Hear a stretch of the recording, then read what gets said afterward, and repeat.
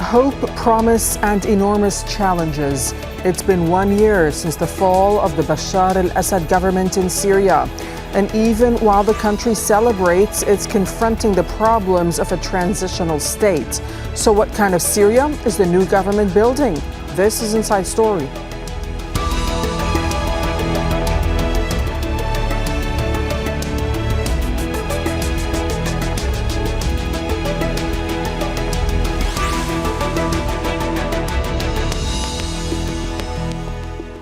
Hello and welcome to the program. I'm Dareen Abughaida. After nearly 14 years of war, Syria is trying to turn the page on its past. It's been a year since Ahmed al Shara's now-defunct armed group walked into Damascus to little resistance. Bashar al Assad, whose family held power since the 1970s, had already fled to Moscow. Crowds cheered the end of a dictatorship, and political prisoners walked out of the most notorious jails in the country, shocked at their own freedom. But the optimism of that day has 1 year later given way to the realities of transition, sectarian tensions, grinding poverty, and demands for justice over atrocities carried out by the government. So, can the new Syrian government bring real change and unity to Syria? And what can be learned from the steps they've taken so far? We'll put those questions to our guests in a moment. First, this report from Imogen Kimber. After nearly 14 years of civil war, the end came quickly. The Syrian regime had been weakened, with backers Hezbollah and Iran diminished by war with Israel, and Russia preoccupied by war in Ukraine. Seeking an opportunity, rebel group Hayat Tahrir al-Sham launched a surprise offensive in regime-held areas. Its forces swept into Aleppo, Homs, and finally Damascus. Bashar al Assad fled, and more than 5 decades of authoritarian rule by the Assad family was over. The city of Damascus has been liberated and the tyrant Bashar al Assad has been toppled. The leader of Hayat Tahrir al-Sham, Ahmed al Sharaa, took the seat of power. This victory is a turning point for the region. Israel seized the opportunity to take control of strategic locations in Syria, while Sharaa created a transitional government and dissolved the security mechanisms of the old one. Sharaa has been widely recognised by international leaders, including the US and the UN. But sectarian violence is still present. More than 1,400 Alawites, a minority sect supported by Assad, who was Alawite himself, were killed in March. And there has been fighting between Bedouin, Druze and Syrian security forces in Suaida. Hundreds of people were killed. In October, Syria held parliamentary elections, but only by those selected for electoral colleges by the government were able to vote. Sharaa says it will take a few years before full, free and fair elections can be organised, but they will happen. Syria is currently experiencing its best conditions. No country is without internal problems, nor is there any authority in the world that enjoys 100% consensus. Back in Syria, many people are hopeful for the future, but what that future will be remains to be seen. Imogen Kimber, Al Jazeera for Inside Story.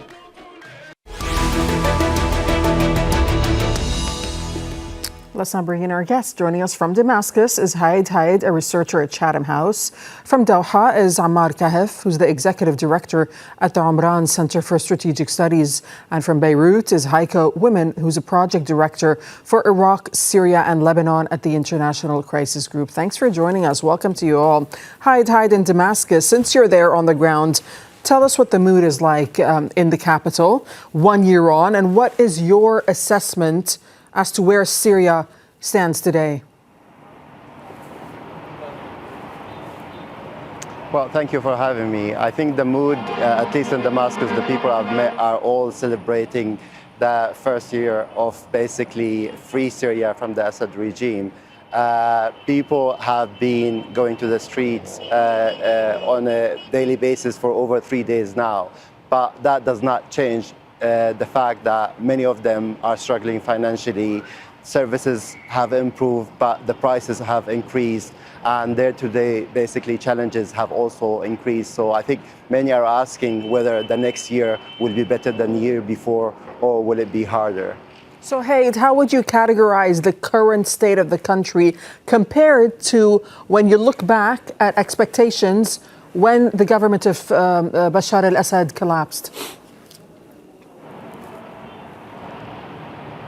Well, I think people have had really high hopes for basically the change. And although some of that hope, at least partially on the political level, people's ability to speak freely, organize, basically be active has improved, the living conditions have not improved as much, especially when it comes to those who are not able to make ends meet. So the government did partially well when it comes to increasing salaries, improving essential services, especially electricity, making essential services like fuel, bread available. But as I mentioned before, that came with a heavy price. Many people cannot afford to buy those commodities. And I think this is the real challenge right now, because for them, they thought that since the regime has been toppled, and then since the government has been saying that the country will recover quickly,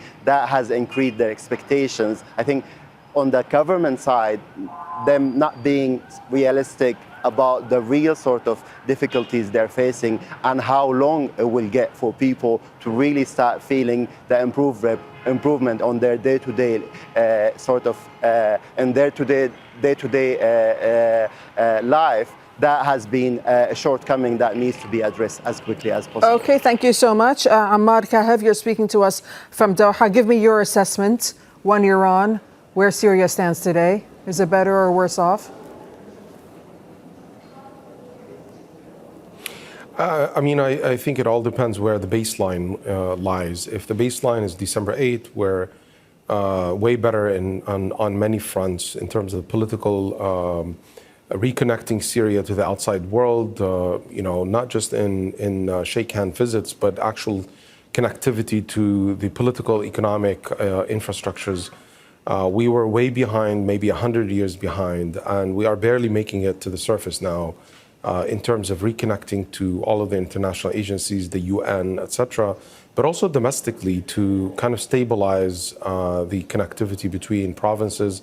We still have a challenge with the Northeast and the Suwaida areas, but nevertheless, reconnecting and integrating a lot of the provinces and even, it's not just the province, but a lot of the governing structures to get them oiled back and to work, at least to work. Now comes the next challenge, is how do you make it more efficient? How do you fix the laws and procedures for the coming period? But at least taking inventory, understanding the terrain, the landscape domestically, both in terms of the political legitimacy, but also in terms of the economic policies that are still being fine-tuned and not yet finalized. And then you also have the security and the military. So basically you have two main issues: safety, public safety, security, infrastructure, as well as development. I think those two are very much interconnected with each other. And when you look at the unity of the country, Ammar, or the lack of unity, where do you think things stand? I mean, the Assad government had claimed that it was Syria's unifying force. Now that it's gone, how united truly is the country, do you think? Well, I mean, if you compare it to the Assad era, I think it's way more united in many instances and aspects. Economically, socially, we still have a long way to recover. And part of the recovery is that now we're able to talk to one another. We're able, Syrians from the outside, Syrians within, IDPs are able to talk to one another. And now we discover that we have a lot more challenges than we thought we had on December 8th. But nevertheless, we're able to move in most areas of Syria. You have a general unity. I mean, yes, we have an issue with Suwaida that needs to be resolved through legal ways, perhaps, and accountability. But nevertheless, I see it way more united on the macro vision. If you go micro, there are a lot of challenges, obviously, but those are being worked out, and those things take time. And it takes much more than 1 year to get an inventory of the territory, of the terrain, of the socio-economic infrastructure, that has been fragmented for the last, at least the last 14 years, very much fragmented. And now we're having to at least know who's who on the map and how to reconnect. Okay, I'll stand you by for a second because I'll head to Beirut. Heiko, women, thanks for your patience. So back in March of this year, the International Crisis Group wrote this, that Syria's new order is in a race against the clock. How's it done so far? Well, they have raced quite well. Externally, definitely. I mean, there are the successes on the international level, the legitimization of the new order, internationally expressed, of course, mostly in the lifting of sanctions, has been a spectacular success. You can't call it anywhere else. Now, anyhow else. Now, the fruits of those successes, mostly in terms of investment, of course, improving the economic situation that Haidt has mentioned, that takes time because capital and investors are cautious, as they should be, I guess, and they want to see stability. They want to see that this is permanent. And some of the sanctions actually have not been entirely lifted. They have been suspended, so to speak, based on good behavior. Now, and investors will still need more, perhaps, to have the confidence. So that externally it was very well. Internally, I mean, you mentioned the sectarian trouble. You mentioned, Ammar talked about Sueda, and the Northeast was mentioned. And I think all of that comes down to one main challenge, which is that the people who are now in charge ruled Idlib for a couple of years. They did reasonably good local governance there. But there, it was absolutely crucial to be one bloc, one leadership, to deal with challenges, to neutralize challenges, to neutralize rivals. Because every time there was a problem, internal problem, that problem went violent and it was exploited by the regime and sometimes others.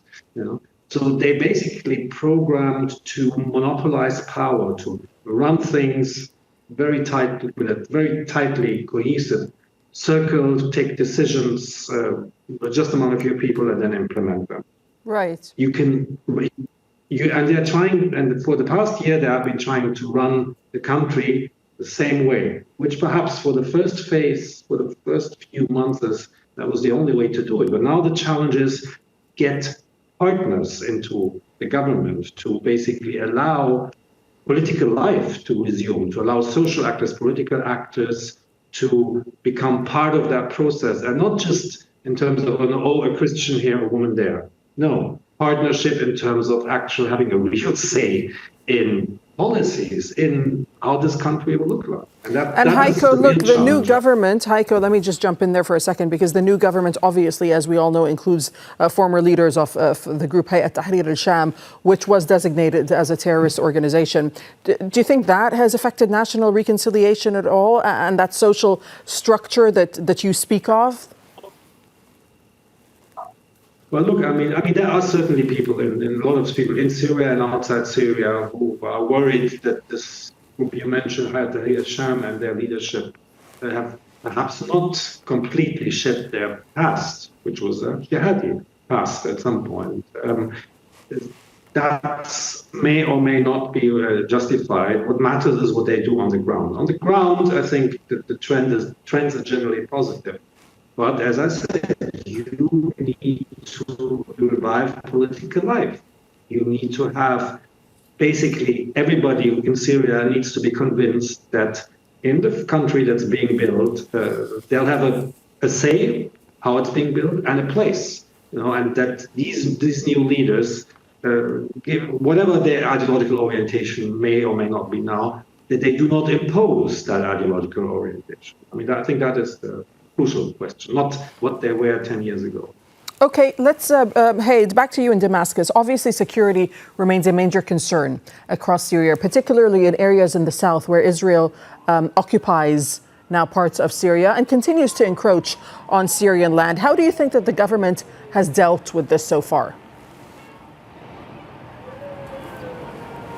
Well, I think the government from the beginning has been trying to work on a diplomatic solution that will prevent escalation and reach an agreement that will be accepted by all parties. The problem is that the Israeli side has not been willing to accept any reasonable deal. So the government in Syria has been saying from the beginning, we don't pose any threat and we're willing to engage in addressing all the concerns you have when it comes to securing our side of the deconflicting lines.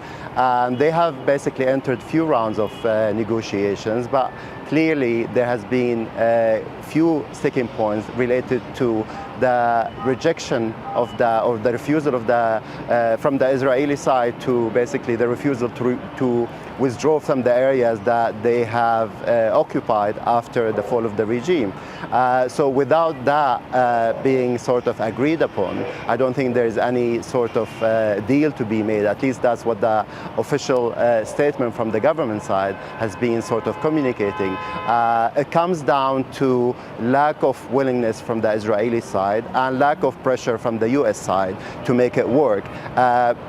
So far, Damascus has done all it could in that respect, and then we'll come back to the Israelis and the Americans whether they can change what they have been doing so far in order to make it work or not. We'll have to see. Ahmad, do you agree with what Hayat has to say? And in your point of view, what is the biggest security threat that the country is facing today, and how capable is the government in addressing it? I mean, for sure, today, Israel is the biggest obstacle to stability in Syria, and it is the only one that's not acting rationally. The Syrian government from day one and even before has provided all the assurances through intermediaries, through direct talks, and have agreed to many of the demands that seem to be even unrealistic, but nevertheless has agreed to have direct talks and have provided the necessary assurances that Syria does not want to be involved in any negative relations with any of its neighbors, and it wants to move on. And that the focus is domestic, the focus is development and stability, and that it has complied with every aspect of it. But yet the Israelis continue to bomb. Over 1,000 bombs, over 400 operations, incursions into territories, about 20 kilometers of land inland that has been taken over, and the massacres that continue to attack weddings and social gatherings in the south of Syria. You really question what are they after? I mean, it seems like they continue to demand an instability in Syria, and they demand Syria to be fragmented. They demand Syria to not be stable and not be strong. And that's unrealistic. I mean, if you want a demilitarized zone, but then you want to hold Damascus accountable, well, how's that done? I mean, you want a zone that the government should not control militarily? Well, then who controls it? That creates a vacuum, which is a self-fulfilling prophecy. And then they come in and say, oh, there's a vacuum, therefore we have to occupy it and safeguard the Israeli side. But I mean, the Syrian government has been trying to take a more diplomatic approach to partner with as many number of countries. You see the latest vote in the UN General Assembly, more votes than ever to support the right of Syria over the Golan Heights, and then also trying to use every aspect of diplomacy through several countries, but also through direct talks to put pressure, and especially the United States today, but many of the regional countries that have good relations with Israel as well, to put pressure on Israel to stop its incursion and to come back to the negotiations table. Right. Heiko, in Beirut, let's just talk about the electoral process for just a moment, because earlier the Syrian leader, Ahmed al Sharaa, was at the Doha Forum speaking, and he was questioned about when elections would be held, and he basically said that they would be held soon when the country is ready. What do you need to see in terms of elections going forward? And do you believe that it can truly be an inclusive electoral process? And when do elections need to happen, in your point of view? Well, so first of all, we just had elections, that maybe not up to the standards that one would expect in other parts of the world, but it's a post-war situation, so at least we have a parliament. So first of all, one would like to see this parliament work and actually do what parliaments, I think, are supposed to do everywhere, which is to control what the government does and participate actively in the process of legislation. Now, going forward, I mentioned before, the challenge is to allow political life to resume. If we can even say there was political life before, there has eventually, there has to be a way for Syrians to express, to form political parties, I suppose, to create platforms where what people on the grassroots level, popular will, if you want, is aggregated into a real political force that can actually then compete in elections and present a program. So if you have elections where basically people can only run as individuals, as represent a certain neighborhood, then this is going to be it's going to be reduced to choosing people who provide services, going to be a way to organize clientelism, whatever the exact outcome. But it's not political life. And the government and the new leadership has, at least initially, insisted or kept saying that they want to include people as individuals, not as political groups, as political blocks. And I think that is let's say, a very diminished concept of politics or any electoral processes or governance. But you need to allow for political visions to be formed, for the mechanisms that these political visions can go out and look for support and then compete. And otherwise, I don't think it really matters if everybody votes if there's no real political life. Hi, looking ahead, if you were to just look at the next 12 months, what would you say are the biggest challenges that Syria is going to face, and what are you going to keep an eye out on? Well, I think one of the main issues is what Heiko has been talking about, which is basically the political life. Will the government in Syria establish or issue a new law that will allow political parties to start soon to organize? Because if you postpone that, even if you are able to hold elections at a later stage 4 years from now, political parties will not have enough time or space to be able to compete fairly against Al Sharaa or other parties. So this will be something to keep an eye on. Another one will be for example, the economic conditions and challenges that I've talked about before, because so far the government has been able to deliver on improving services, but the gap is massive between the people's income and basically their day-to-day living sort of expenses. So the cost of living will be a major challenge, and whether the government will be able to narrow that gap or not will be a massive factor in determining how stable the country will be. The security situation, we talked about Israel as one of the destabilizing powers and factors, but we have many other factors and issues internally related to the widespread of weapons inside Syria, having different factions, having factions that are part of the army, but they are not fully disciplined or fully sort of unified. You have the divisions and fractions within the government. We have in northeast Syria basically talks with Damascus on that issue, but the political sort of process has not advanced. So all of those issues will be major issues to keep an eye on, and they will determine whether next year will be stable or not. Ahmad, for you, what's the most important issue or issues in the next 12 months? I mean, I think development policies are probably very much needed in the coming period.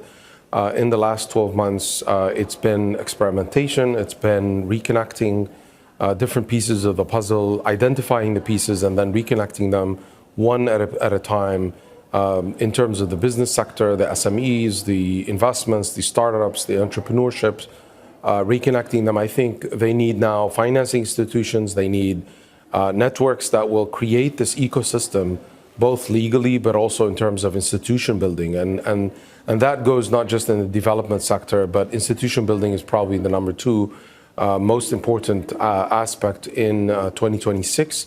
And I see a trend in almost every ministry and public institution to institutionalize, to create the internal procedures and policies, to complete also the capacity of people running those institutions. So it's a parallel system that needs to work both in terms of the vision, but also in terms of institutions and people.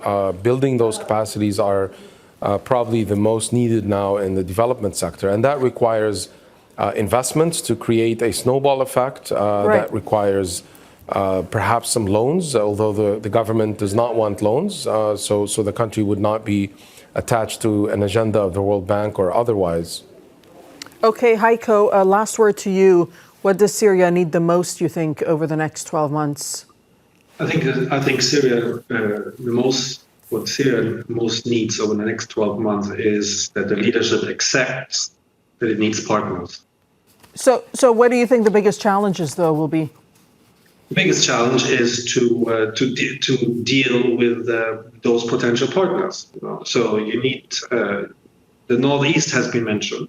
There's the question about integration of the armed forces in the Northeast has been long on the agenda, has not advanced. And again, it comes down to not only the question like how are these people integrated, but will those institutions that exist in the Northeast integrated in a way that allows for the people in the Northeast to have a say in how Syria looks. The same thing about Sweda, is Sweda going to stay part of Syria on a level where people in Sweda feel that the government in Damascus is there for them, protects them like protects anybody else. This is really the main challenge. Damascus needs to understand that it cannot run this place alone as a small group from a sort of cohesive political and ideological place or background, and that there are other parts, other social groups in Syria that need to feel represented, seen, and have a say. Okay, we'll leave it there. Thank you so much to my guests for joining us. Hayed in Damascus, Ammar Kahef in Doha, and Heiko Women, you're joining us from Beirut. Thanks so much. Thanks for watching. You can see the program again anytime by visiting our website, aljazeera.com. For further discussion, go to our Facebook page. It's facebook.com/AJ Inside Story. Join the conversation on X. Our handle is AJ Inside Story for myself and the whole team here in Doha. Thanks for watching and bye-bye for now.